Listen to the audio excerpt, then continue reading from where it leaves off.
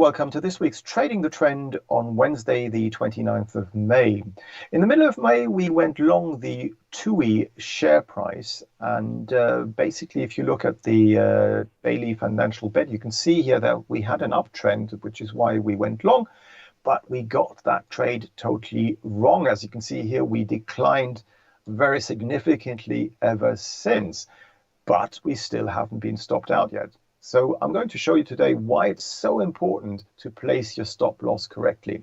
So we were long, thinking the uptrend would continue. And obviously this uptrend has been broken through, but we also had support here around the 200-day simply moving average and also the previous lows going all the way back to January of this year.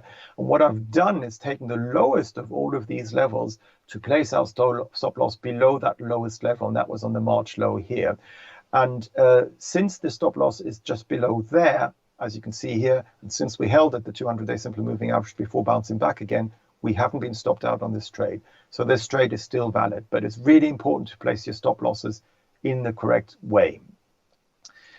Last week, we went long the euro versus the US dollar, and we did so around current levels. So we came off a bit, but we held. Again, we have a stop loss quite a long way away at 106.90, I believe, down here. So that one we could perhaps raise to the second to last reaction low. That is the low from the 9th of May. Maybe place it here at 107.20 now, our stop loss. But we're still long on this trade, and we should let it run and give it room. And it may still rise towards the 110 area. Nothing is saying that that isn't likely to happen, judging by the chart at the moment.